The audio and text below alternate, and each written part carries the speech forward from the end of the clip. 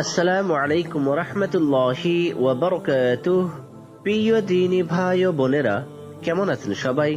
জি আলহামদুলিল্লাহ, আশা করি সকলেই ভালো আছেন।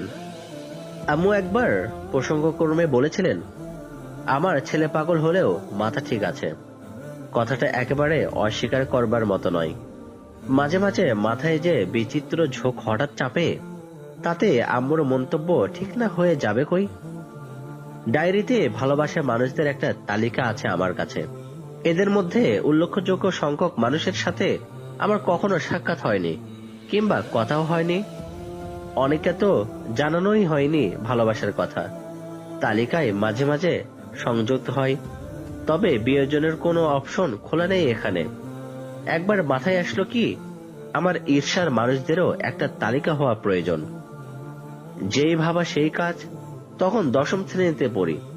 ডায়েরিতে একটা পাতার উপর সাইন পেন দিয়ে শিরোনাম লিখলাম, আমি যাদের ঈর্ষা করি। ইতিহাস ক্লাসে স্যার সিরাতের উপর আলোচনা করছিলেন। বেশ কিছুক্ষণ অতিবাহিত হবার পর আমি খুব তাড়াতাড়ি ডায়েরি খুলে সেই পাতার শুরুতে লিখে ফেললাম। সামনের সারিতেই ছিলাম আমি। স্যার এদিকে খেয়াল করে কিছুটা অপ্রস্তুত হলেন। এতক্ষণ যে খাতায় নোট করছিলাম সেটা বাদ দিয়ে হঠাৎ ডায়েরি খুলতে দেখে স্যার মুচকি হেসে জিজ্ঞেস করলেন, দেখতে পারি কবি সাহেব? আমি এগিয়ে দিলাম। স্যার পড়ে শোনালেন, আমি যাদের ঈর্ষা করি। কেন এই ঈর্ষা? বলছি। তার আগে একটু গল্প করি, জীবনের গল্প, সত্য গল্প। তখন ক্লাস 3-তে পড়ি আমি।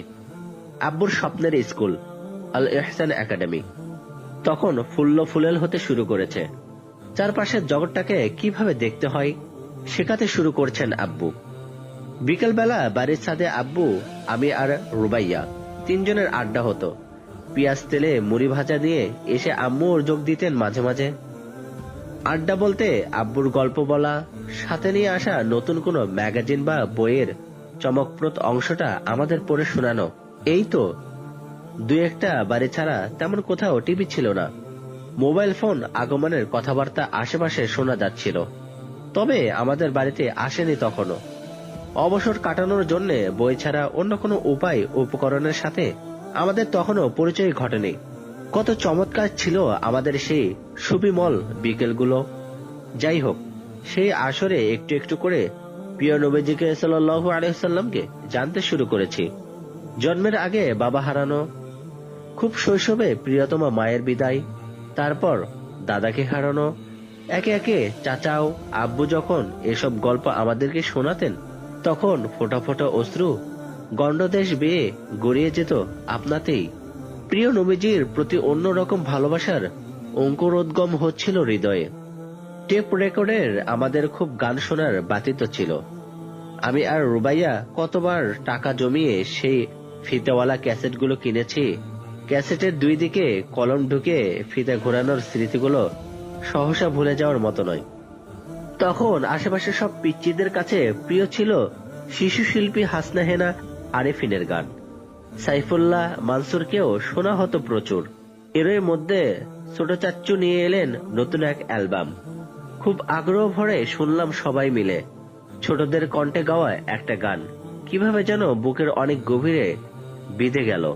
জন্ম যদি হতো মোদের রাসুল পাকের কালে, আহা রাসুল পাকের দেশে, মোদের তিনি কাছে টেনে চুমো দিতেন গালে, আহা কতই ভালোবেসে। গুনগুন করে সারাদিন শুধু এই গান গেয়েছি গভীর অনুরাগে। নামটা ঠিক স্মরণ নেই। তখন কি যেন একটা মাসিক পত্রিকায় সিরিজ লেখা চলছিল। আব্বু আমাকে সাথে নিয়ে পড়তেন সেই লেখাগুলো। রাসূলুল্লাহ সাল্লাল্লাহু আলাইহি সাল্লামের সুন্নাহর সাথে একটা নিবিড় সম্পর্ক তৈরি করে দিতে আব্বুর ভূমিকা স্মরণের হয়ে থাকবে জীবনে। পরিচিতি অপরিচিতি সবাইকে আগে সালাম দেওয়া, মুস্কি হাসা, হাসির জবাব দেওয়া, এরকম অনেক চমৎকার অভ্যাসগুলোতে অভ্যস্ত হয়েছি তার হাত ধরে। খাবারের ক্ষেত্রেও তাই। পানি পাত্রে দেখে নিয়ে 3 বারে বসে খাওয়া, পেট ভর্তি করে খাবার না খাওয়া, শৈশব থেকে এসব সুন্নাহর সাথে পথ চলা শুরু হয়েছিল। আলহামদুলিল্লাহ, একদিন প্রিয় নবীজির পোশাকের প্রসঙ্গ এলো। আমি তখন কিন্ডারগার্টেন স্কুলে পড়ি। প্রচলিত পোশাক পরিধানে অভ্যস্ত। নবীজির পোশাকের কথা জানার পর খুব শখ করে আব্বুকে আবদার করলাম লম্বা জামা বানিয়ে দিতে। সব ঠিক আছে, বিপত্তি অন্য জায়গায়। আমার যে দাড়ি নেই, কি হবে এখন? রুবাইয়ার সাথে গোপনে পরামর্শ করে স্থির করলাম কলম দিয়ে মুখে দাড়ি আঁকা হবে। ব্যাস, যেমন ভাবা তেমন কাজ। আয়নার সামনে দাঁড়িয়ে ভালোভাবে দাড়ি আঁকা হলো। স্কুলে তো সবাই হেসে কুটি কুটি।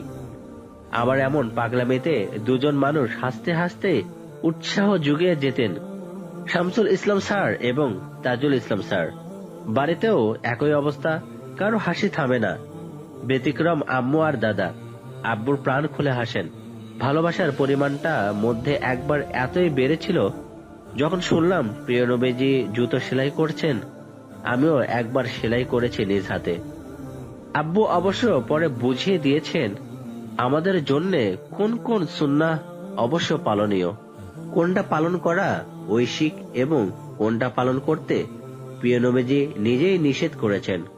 এসবের মধ্যে দিয়ে ক্রমান্বয়ে জীবনের রোল মডেল হিসেবে রাসূলুল্লাহকে গ্রহণ করার সর্বোচ্চ প্রচেষ্টা চালাতে আমি প্রশিক্ষণ পেয়েছি শৈশবে। লিল্লাহিল হামদ। সেই যে আমার ভালোবাসা, ভালো লাগা আর আবেগ অনুরাগের পাত্র বানিয়েছি চর্মচোখে না দেখে এই প্রিয় মানুষটাকে। একটু বড় হয়ে যেখানে যা পেয়েছি সিরাত বিষয়ে বুকে জড়িয়ে নিয়েছি পরম মমতায়। আমার সিরাত পাঠের একটা দিক হলো রাসূলুল্লাহর জীবনের কোনো অংশের সাথে কোনোভাবে জড়িত সৌভাগ্যবান মানুষগুলোর প্রতি ক্রমশ দুর্বলতা অনুভব করি এবং ভালোবাসা মিশ্রিত একটা অস্ফুট ঈর্ষা জেগে ওঠে। আর আমার গুনগুন করে গাওয়া গানটা বারবার তাড়া করে ফেলে মন মুকুরে। জন্ম যদি হতো মোদের। ক্লাসে সিরাত আলোচনার সময় খাদিজা রাদিয়াল্লাহু তাআলা আনহার প্রসঙ্গটা এভাবে হৃদয়ে এসে বাজছিল। প্রথম ওহী অবতরণের ঘটনা প্রিয় নবীজি কতটা অপ্রস্তুত এবং শঙ্কিত হয়েছিলেন আমরা তো জানি।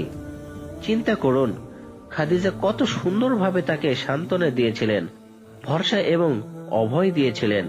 আপনি ভাবতে পারবেন না রাসূলুল্লাহ সাল্লাল্লাহু আলাইহি ওয়াসাল্লাম এমনকি সে সময়ে প্রাণ নাশেরও আশঙ্কা করেছিলেন। কিন্তু কি জাদু ছিল এই রমণীর কথায়, কেমন নিশ্চেতন করা অনুভবের সহযোগী ছিল তার ভরসায়, যে কথা ও ভরসার পাখার ভর করে আল্লাহর প্রদত্ত দায়িত্ব নিশ্চিত মনে কাঁধে তুলে নেওয়ার আত্মবিশ্বাস ফিরে পেলেন রাসূলুল্লাহ সাল্লাল্লাহু আলাইহি ওয়াসাল্লাম। শুধু তাই নয়, নিজের সঞ্চিত সমস্ত বৈভব নবুয়াতে মিশনের জন্য চোখ বন্ধ করে বিলিয়ে দিলেন। কতটুকু প্রশস্ত হৃদয়ের অধিকারী হলে মানুষ এমনটি পারে বলুন? সবচেয়ে বড় কথা, ঘোর তমসার বুক চিরে যে মশালটি উন্মোচনে অপেক্ষায় ছিল, দমকা হাওয়া সেই মশালটিকে প্রথম শক্ত হাতে ধরেছিলেন এই সাহসী রমণী। তাকে না করে আর কাকে ঈর্ষা করব আমি?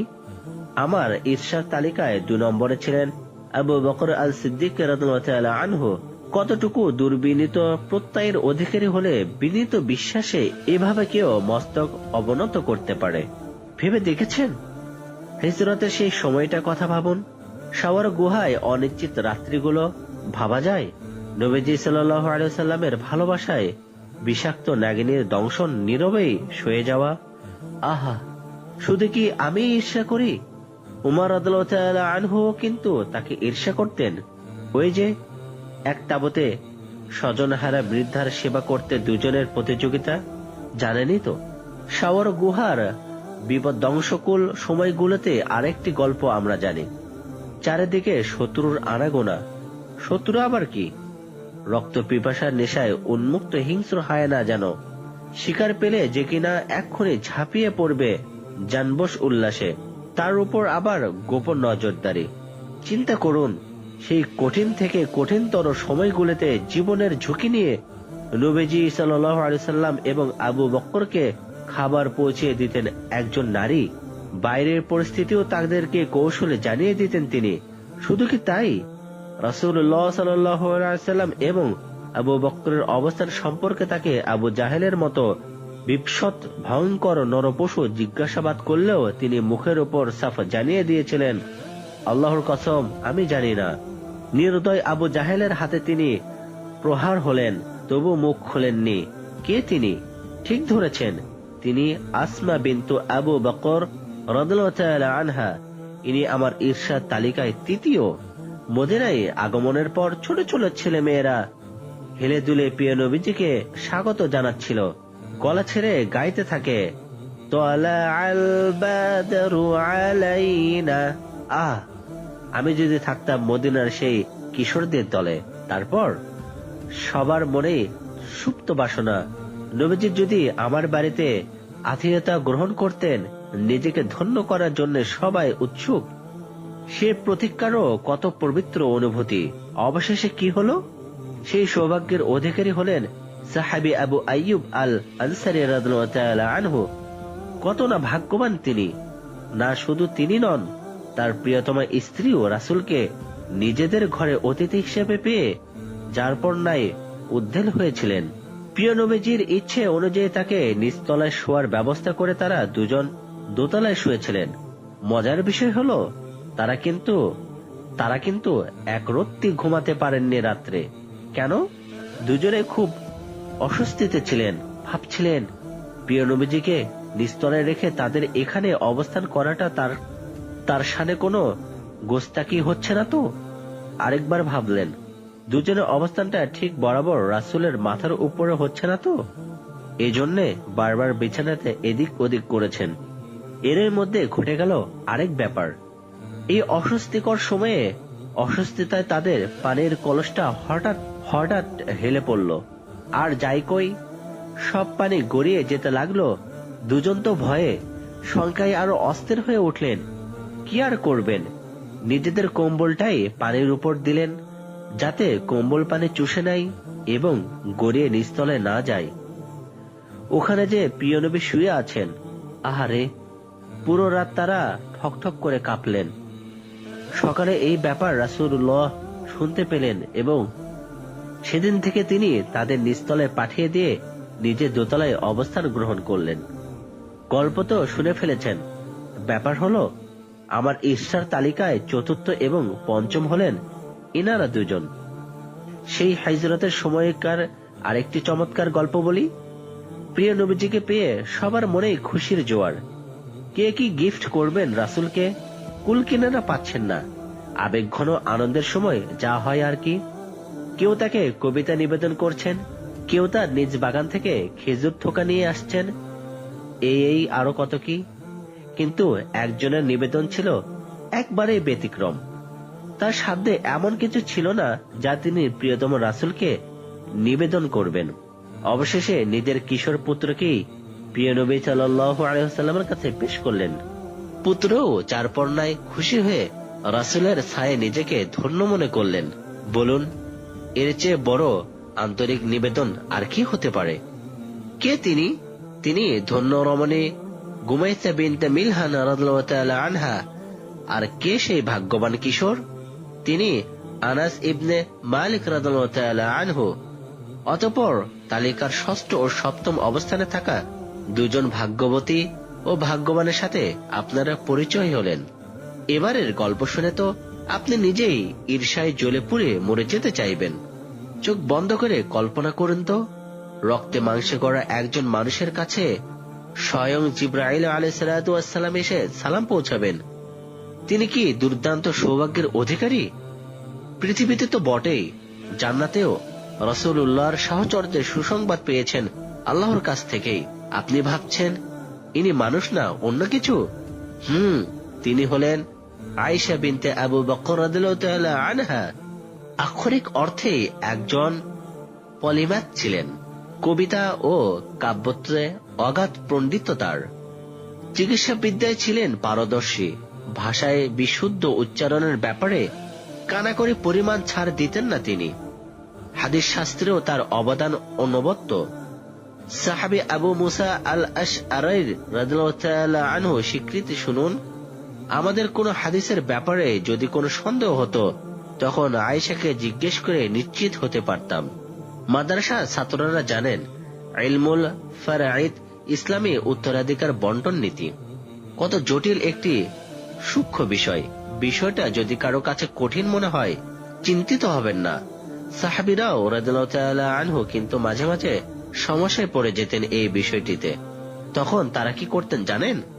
আয়েশা রাদিয়াল্লাহু তাআলা আনহার কাছে চলে আসতেন সমাধানের জন্য। সর্বাধিক হাদিস বর্ণনাকারীদের মধ্যে তো আছেন তিনি। মোট 2210টি। জীবনের অন্তিম সময়ে নবীজিকে আগলে রেখেছিলেন তিনি। তার সান্নিধ্যেই প্রিয় নবীজি আল্লাহর কাছে চলে গিয়েছিলেন। তার কক্ষে প্রিয় নবীকে সমাহিত করা হয়েছে। কত না সৌভাগ্যবতী তিনি। তিনি আমার অষ্টম ঈর্ষা। আচ্ছা বলুন তো, নবীজিকে খুব কাছে থেকে পর্যবেক্ষণ করার ক্ষেত্রে তার চেয়ে কে বেশি পারঞ্জম? রাসূলের এমনই কাছের মানুষটিই তো ভালো বলতে পারবেন কেমন ছিলেন তিনি। আবার প্রিয় নবীর চরিত্র, স্বভাব ইত্যাদির সাথে কার বেশি মিল আছে, সেটাও অন্যদের চেয়ে নিশ্চয়ই তিনি ভালো বলতে পারবেন, তাই না? তবে শুনুন তার কথা। আমি কথাবার্তা আচার আচরণে রাসূল সাল্লাল্লাহু আলাইহি সাল্লামের সাথে সাদৃশ্যময় ফাতিমার চেয়ে আর কাউকে দেখিনি। এমনকি তার হাঁটা চলার ছিল রাসূলের হাঁটা চলার মতো। কখনো কোনো পুরুষ সাহাবীর ব্যাপারে এমনটি শুনেছেন আপনারা কেউ? ভগিনীগণ গর্ব করতে পারেন এটা নিয়ে। আর হ্যাঁ, চুপিসারে বলে রাখি, নবী সাল্লাল্লাহু আলাইহি সাল্লামের ভাষ্যমতে জান্নাতে আপনাদের মধ্যমণি হবেন কিন্তু ফাতেমা রাদিয়াল্লাহু তাআলা আনহা। প্রিয় নবী এতটাই ভালোবাসতেন তাকে, কখনো কোনো সফর থেকে ফিরলে প্রথমেই মসজিদে ঢুকে 2 রাকাত সালাত আদায় করতেন। এরপর ফাতেমার গৃহে গিয়ে তার খোঁজ খবর নিতেন। তারপর উম্মাহাতুল মুমিনিনদের খোঁজ নিতেন। ঈর্ষারে ঈর্ষা, কি আর করা, তালিকায় 9 নম্বরে তাকে নিয়ে নিলাম। আমরা শেষ পর্যায়ে এসে পড়লাম। 10ম ঈর্ষার কথা বলবো। এবার একটু পেছন ফিরে তাকাই। আমাদের মনে আছে মাক্কি জীবনের সেই আগুন ঝরা দিনগুলোর কথা, সেই রক্তি পিচ্ছিল পথে যাত্রীদের তেজোদ্দীপ ঈমান। কল্পনা করতে পারেন একজন স্বাধীন মানুষ যেখানে ঈমানের ঘোষণা দেওয়ার সাথে সাথেই পাশবিক নির্যাতন আর লাঞ্ছনার জাতাকলে নিষ্পৃত হতেন, সেখানে একজন কৃতদাসী কতটুকু ঈমানের জোর খুলে কালিমার দীপ্ত উচ্চারণের সাহস করতে পারেন ভেবেছেন কখনো? বলছিলাম আম্মার রাদিয়াল্লাহু তাআলা আনহু এর স্নেহময় জননী সুমাইয়া রাদিয়াল্লাহু তাআলা আনহার কথা চিন্তা করুন। অমানসিক নির্যাতনের মুখে এই মহিলা যদি একটিবার শুধু বলতেন আমি দিন ত্যাগ করলাম, তাহলে নিষ্কৃত পেতেন। কিন্তু এই একটি বাক্য উচ্চারণ করা তার কাছে পাশবিক নিষ্প্রশন সহ্য করার চেয়েও বেশি ভয়ানক কঠিন মনে হয়েছিল। নরপিচাস আবু জাহেল নির্মম তাকে বল্লমের আঘাতে খুঁচিয়ে খুঁচিয়ে আমাদের বোনটিকে শহীদ করেছিল। গ্রহণযোগ্য ইতিহাস গ্রন্থ সমূহের অন্যতম তাবাকাত ইবনে সাদ এর ভবিষ্যমতে দ্বীনের জন্য এটি ছিল ইতিহাসের প্রথম আত্মত্যাগ। লক্ষ্য করেছেন নিশ্চয়, আপনাদের জানাশোনা অনেক সাহাবীর কথাই এখানে আসেনি, তাই না?